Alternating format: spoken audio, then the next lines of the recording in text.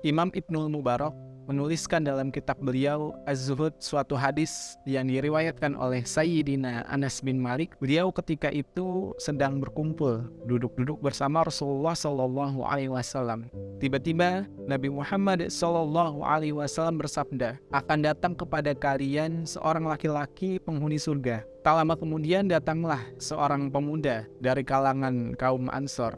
Di wajahnya masih terlihat sisa-sisa bekas wudhu dan juga tangan kirinya sambil memegang sandalnya.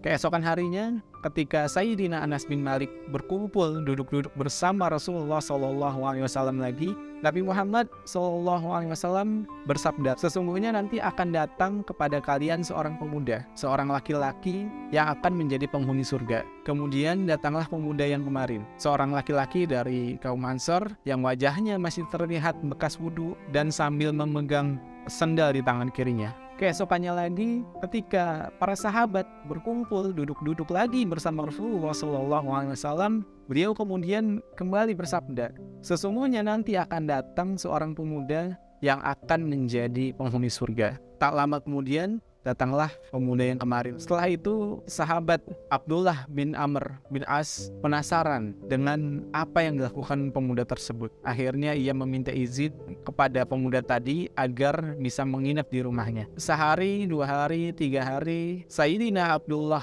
bin Amr bin As tidak menemukan amal spesial apa yang dilakukan oleh pemuda tersebut. Di malam hari tidak sholat malam, amalannya pun biasa-biasa saja, kecuali pemuda tersebut senantiasa bertakbir dan berzikir ketika terjaga dari tidurnya. Setelah itu, Sayyidina Abdullah bin Amr bin As bertanya kepada pemuda tadi. Beliau mengatakan, amalan apa yang membuat kamu dijamin oleh Rasulullah SAW sebagai seorang penghuni surga? Mendengar hal itu, sang pemuda tadi berkata kepada Sayyidina Abdullah bin Amr bin As, amalanku itu memang biasa-biasa saja, tetapi aku tidak pernah berbuat jahat atau berbuat curang kepada sesama muslim atau selainnya. Dan aku juga tidak pernah merasa iri maupun dengki kepada apa yang telah Allah berikan kepada saudaraku. Sahabat, menjelang bulan suci Ramadan ini, mari sama-sama kita bersihkan hati, sucikan hati kita agar kita bisa tenang dalam menjalankan puasa di bulan Ramadan nanti. Mari kita jadikan hati yang bersih ini juga sebagai modal